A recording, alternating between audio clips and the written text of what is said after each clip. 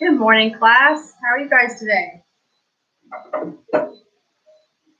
Now let me unmute you all so you can say something.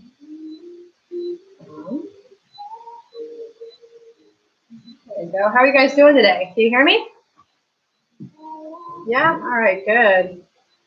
All right, hopefully we'll have a few more join us before we get started.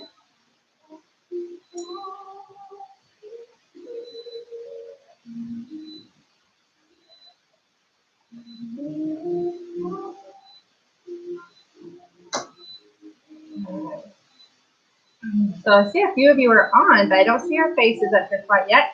I'm going to mention that every day we're going to get daily participation points. All right, good to see you. And our daily participation points, you get 1 point every day for attending, obviously, that's helpful. 1 point for your audio and video, that your audio is working, that your video is working. And then 1 point for involvement, meaning when I call on you, you answer, or if you have a question, you raise your hand, but you've gotten involved with the class. Each day, that's how you're going to get graded each day. So I just kind of keep a track over here with people who are getting on and if you are hearing things, if you're letting me see you. So it's just good for us to be in that routine anyways. That's helpful to us to get moving every day. All right, there we go. Oh, Jared, we see you today too. How nice. How are you doing? You guys all right today? You're tired? Oh, you've been working really hard. Actually, yesterday, well, yesterday was probably actually a lot of work, to be honest. For what we've been doing, that was a lot of work. All right, so I'm going to mute all of us, and then we're going to move into teaching. We're going to open up our books at page 259. Page 259. All right, page 259, exercises 8, but we're going to talk about these phrases again. I'm going to share my screen. We're going to go through a little bit of PowerPoint here. Just kind of review. Again, we did talk about these things before the break began, but I want to just kind of review them again. So we looked at prepositional phrases, and let me get off this side a little better. There we go. So we talked about prepositional phrases, that it's, obviously they start with a preposition. They start with a preposition, and I forgot to mute my music. There you go. Sorry, guys. Or not. Wrong spot. Sorry.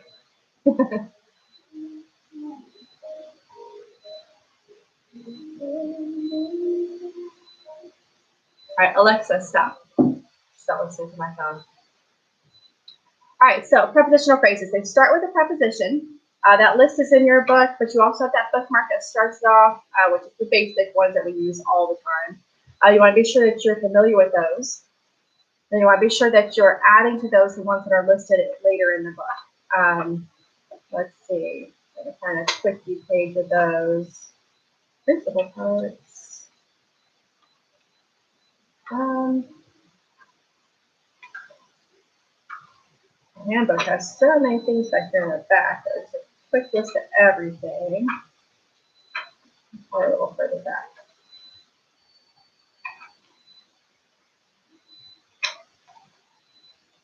I'm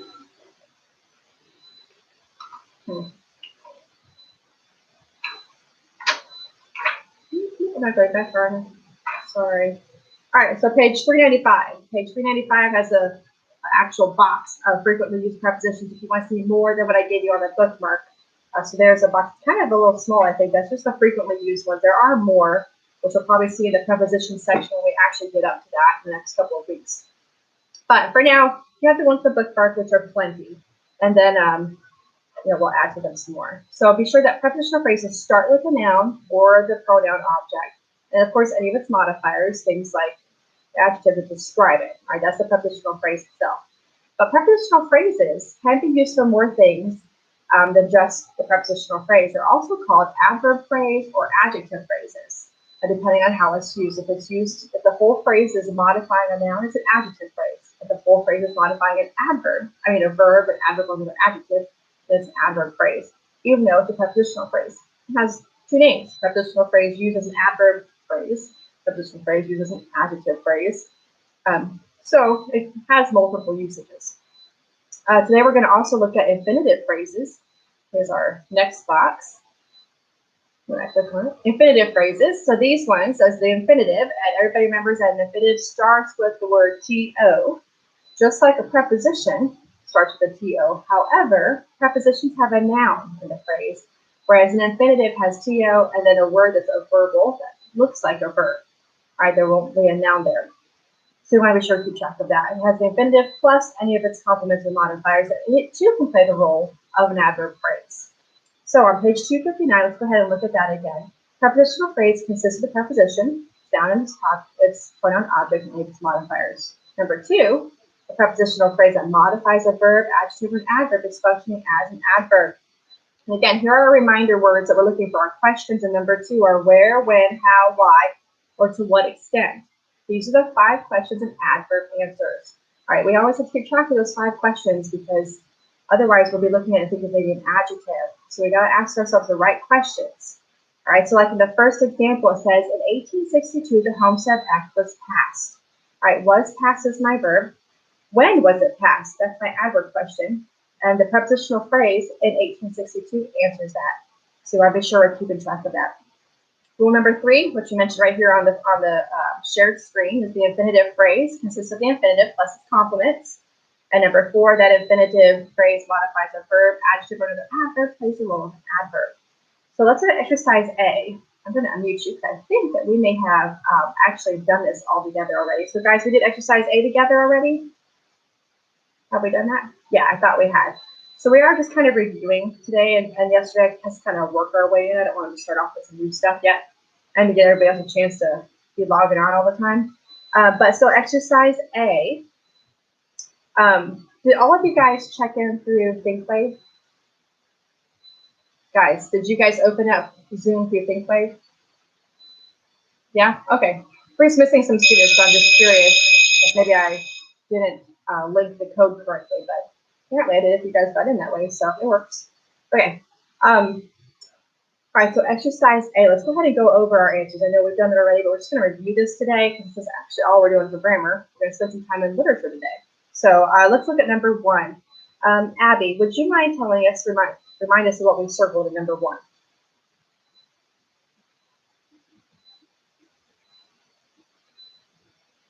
All right, good. That was our prepositional phrase. Do you remember what it was modifying?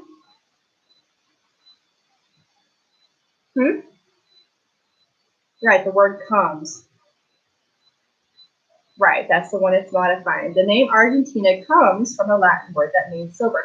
Do you think of what question you may have asked yourself to decide if that's what that phrase is modifying?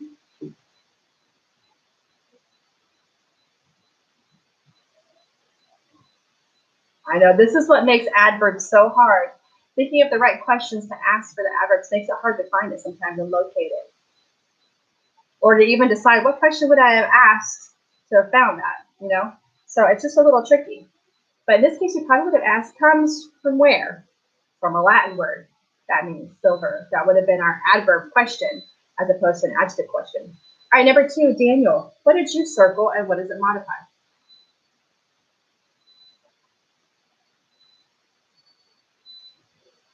All right, good. That's the whole entire phrase. In fact, you really have 2 adjective phrases in one. During a great famine in the 1840s.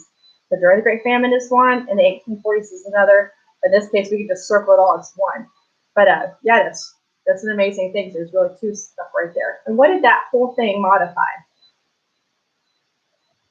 Right, left, and even answers the question for came. You know, when? When did this happen? In the 1840s? During a Great Famine? Those answers are when question for adverbs. And then there's one more. Do you see the last prepositional phrase?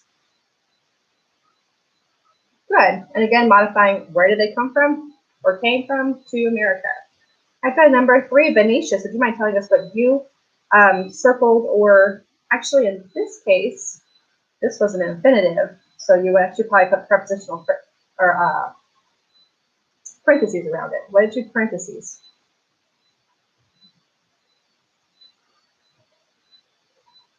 Right, to supply our nation and other nations as well. Good. There's no noun in that, so therefore, well, no noun right after the 2, so it makes it a verbal, an infinitive. Good. And what is that modifying?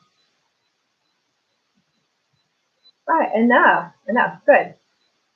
Then number 4, who else is on here with us? John and Jerry, where'd y'all go?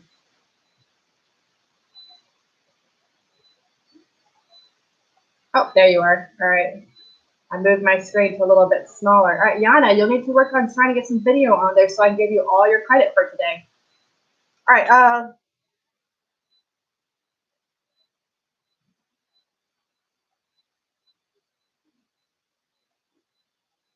Okay, so you probably have to go to settings, and you have to choose camera and tell your camera to allow you to use it, allows you to use it. Unless right there it says allow Zoom, then you can hit yes. But otherwise, if it's sending you to settings, you'll have to go to your settings and mess with that. I know, guys, we get to be like computer savvy after this. You guys are gonna know all the ins and outs of your devices. It's one of the reasons I'm giving you participation points for that. I like to see you guys learning how to use your audio, how to use your video. But these are important for this class, but it's important later on too. And even especially, let's say we do a report here in class, then I would make you the focus and we would have you giving us your report. We could do an oral report this way. It'd be great. You could even, the nice part about that is if we did an oral report, you could actually shake it up some And you could do like a PowerPoint slide like I'm doing right now, and you could share that screen with us and walk us through your presentation, which would be a lot better than just an oral report, right? I'd hate to be the fake focal on that, and to be able to send it to some slides would be cool. So while we have this technology, we're going to learn how to use it here in English class. So I think it'd be fun, a great opportunity. All right, so while you work on that, we'll get back to you a little bit. If you don't get it up today, that's okay. Just play with it today on your off time and see if you can figure out how to make that work. All right, so Jared, number 4. Tell us what you circled in number 4. These are all prepositional phrases in here. What did you circle? And it modified what? Good, built. And then what's the next one?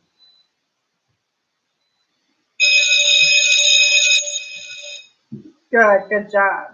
Right, are famous. Good job. And then number 5, since we're already up in that screen with you, we'll do jar. Number 5, please. What did you circle?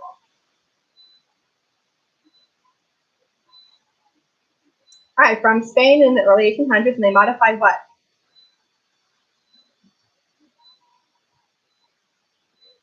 Well, became when in the early 1800s, that's true. And then they became what? They became independent, which is a PA, predicate adjective.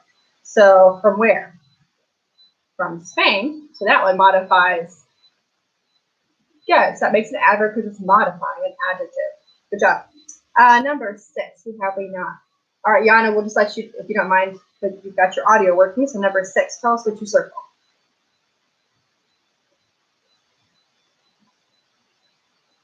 All right, good. And what did those two modify?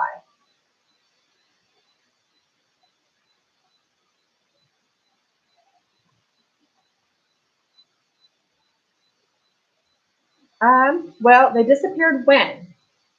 In 1899, in 1913. So to answer the question when, going back to disappeared when in 1913, what about that? When they disappeared. And then where? In the Mexican desert. Where did they disappear from? In the Mexican desert. So they're both going to go back to actually disappear. That's a little different, huh? All right, number 7, Janice, why don't you tell us what you found for number 7?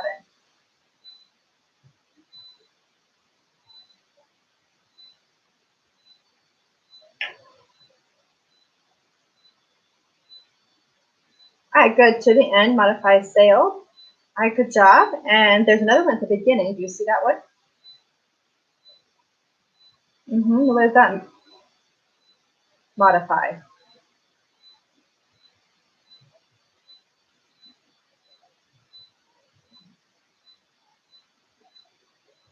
Right. Where do they sail? Or like maybe like when? In Greek mythology is when this happened. So when did they sail? Is recorded in Greek mythology. That's a tricky question to make ask for that one. That's kind of how that one works. That's a little tricky. Right. And lastly, there's a verbal. Do you see the verbal in there? And a verbal starts with the word to, right? Right. To find the golden fleece is the whole verbal phrase. And what is that modifying?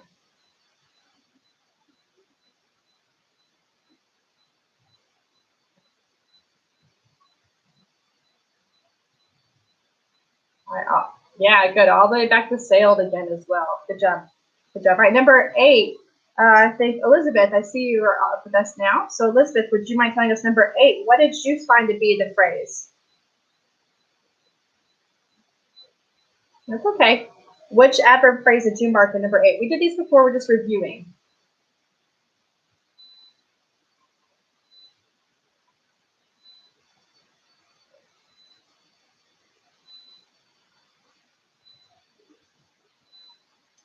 All right, well, so delighted, to what extent? To visit Rio de Janeiro. So that's our actual infinitive phrase. The whole thing consists of all the way through the prepositional phrases. That's a little tricky because it goes from to visit Rio de Janeiro, one of the world's most beautiful cities. Like that, a positive phrase is part of it because it's clarifying Rio de Janeiro. So it becomes part of the whole entire phrase with a positive inside of it. So that's a little tricky and complicated. That'd be a fun one to diagram right there. All right, and then all that modifying delighted. Good. All right, so we're going to roll over to literature, guys. So literature, we're going to open up our books to page 318. For homework today in literature, you're actually going to read page 315 to 320. So you might want to mark that down. Page 315 to 320 is what you'll actually be reading today. Page 315 to 320. But I would like to highlight one story on page 318 first. So while you all are turning there, page 318. Oops, that's not what I want to do. There it is. All right, so I'm gonna mute you all so we can listen to this story.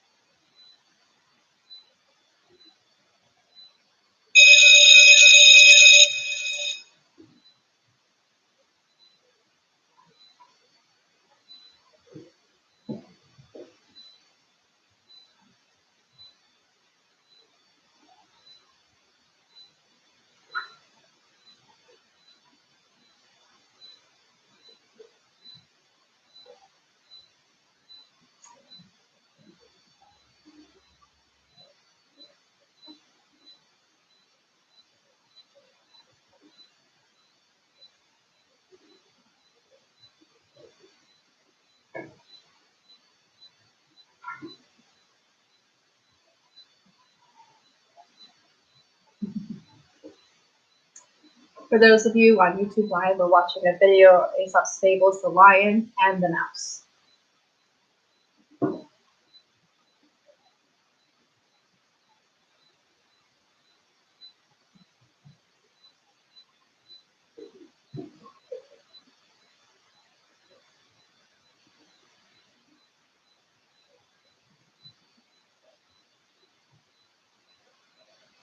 Yes, Elizabeth.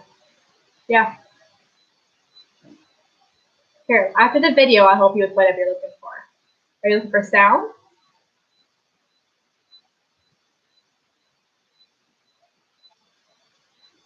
I'll have to help you when the video's done because I can't hear you over the video.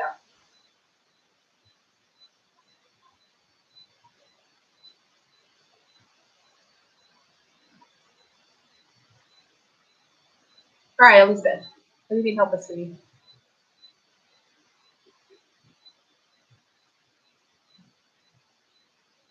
Okay, so that means either are you using headphones or just using your device? Okay, if you're using headphones, then you might need to go back to your settings. Are they Bluetooth or are they plugged in?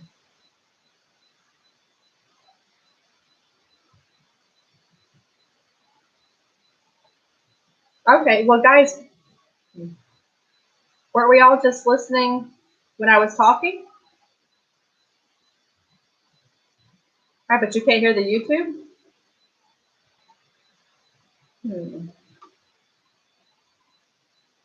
That's strange because it's playing on the item.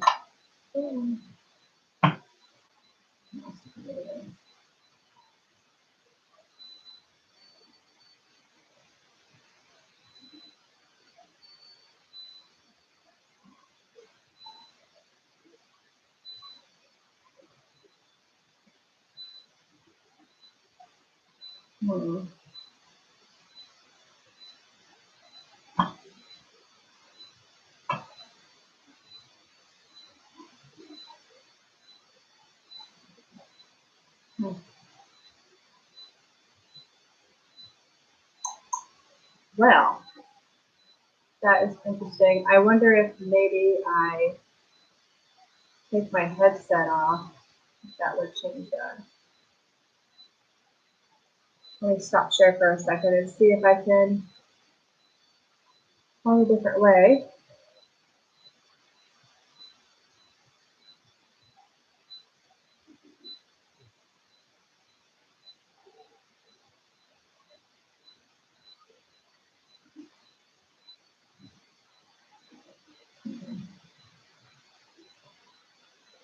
Oops.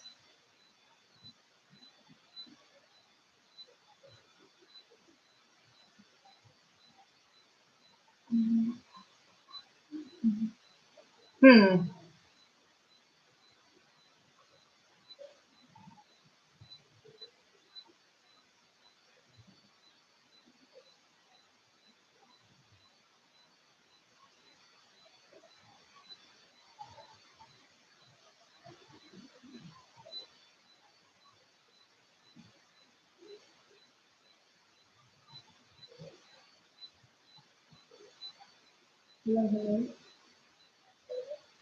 Yeah, I'm trying to see if maybe I can get it off my headphones to just my computer. Maybe.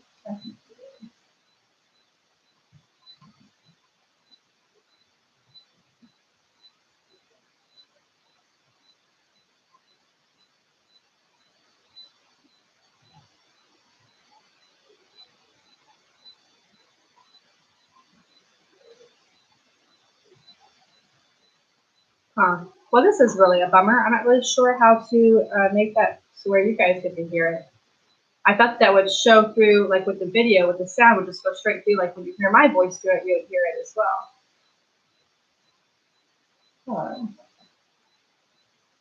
That is not working. Well, that's a bummer. Maybe I can figure that out, and tomorrow we'll have to do the video.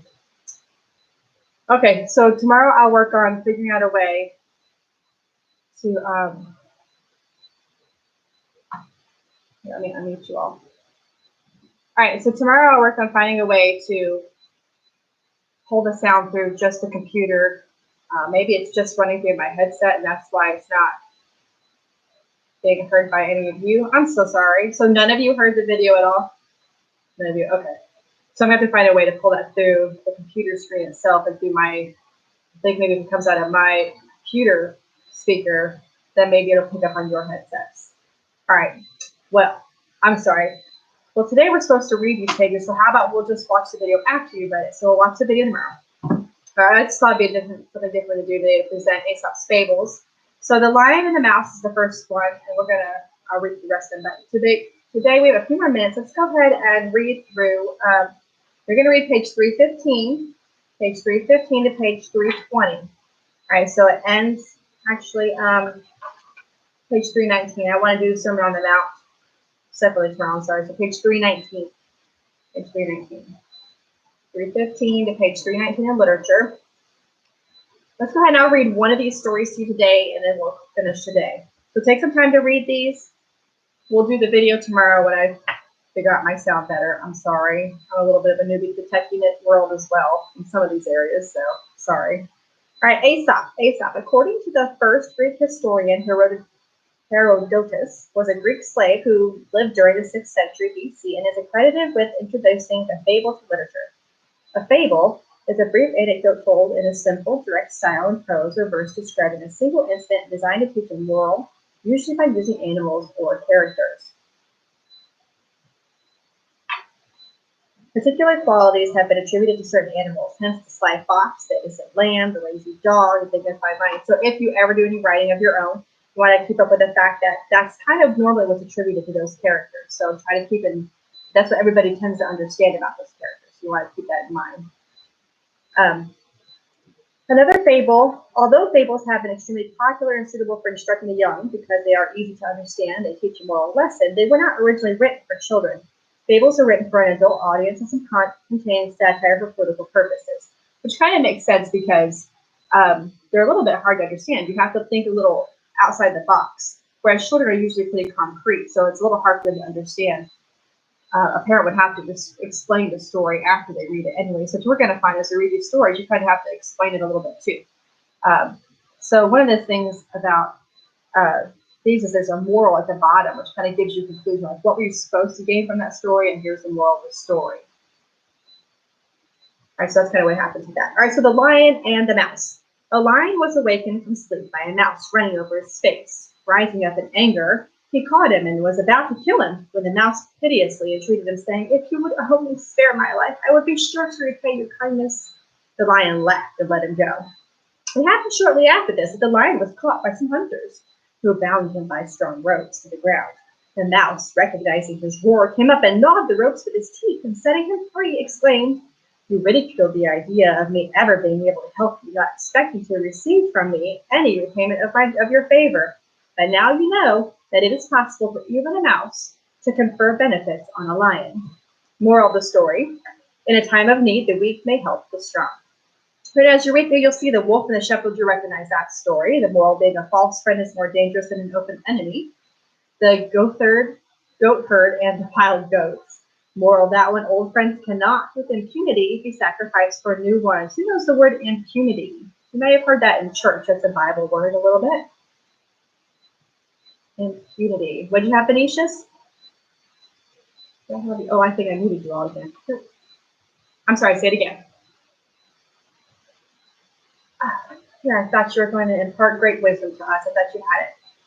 All right, well, at the bottom of our book, because it's always so very helpful. Fabian, go ahead. Go for it. Right. All right, so something that's going to hurt you, impunity, something that might hurt you, might have some, you know how cause and effect to do something and the effect is going to be not beneficial to you. So for old friends cannot with impunity be sacrificed for new ones.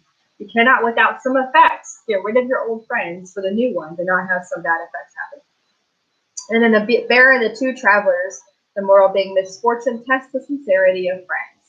All right, so I hope you enjoy reading these Aesop's Fables. Be sure to go back and read a few little poems. We have It's Definitely Not Proud by John Donne, The Dying Christian to His Soul on Earthly Death, Unhappy Dionysius, and Elegy for Heraclitus. And then back on page 315, The Brevity of Life, attributed to Semini. So you might be sure that you take some time to read through each of these little poems. And then the Aesop's Fables. And tomorrow we'll come back and hopefully I will figure out my sound issue with showing a video to you through sharing my screen. Hopefully that will work tomorrow. All right, so your homework tonight, read pages 315 to 319. Be sure you're working on your author project that you are supposed to be doing the final due on the 3rd, which is this Friday. Anybody have any questions with Upload? Is that working out for you? You guys probably had some opportunities yesterday to try that out in some of the classes. All right, it's working okay for you? All right, hopefully that'll get easier and easier, but we're probably going to do that the remainder of the year. Daniel? Upload the what? The author project? Yes, you're going to have to type it out. What you're going to have to type out for the final, well, this is the final draft. You're going to have to type the final draft out anyway, but this time instead of printing it, you're just going to upload it, which we were going to do that in this class anyway, remember? We're talking about that anyway, that I didn't want you to have to waste time trying to find a printer so you don't have access to that or spending money at Staples to have it printed. So we were going to upload that opportunity anyway. So, any other questions? Good question. Anybody else? Another question? No, all good? All right, well then we're going to sign off for today. Hope you guys have a great day in all the rest of your classes. And I will meet with you again tomorrow morning at 9. All right, bye guys.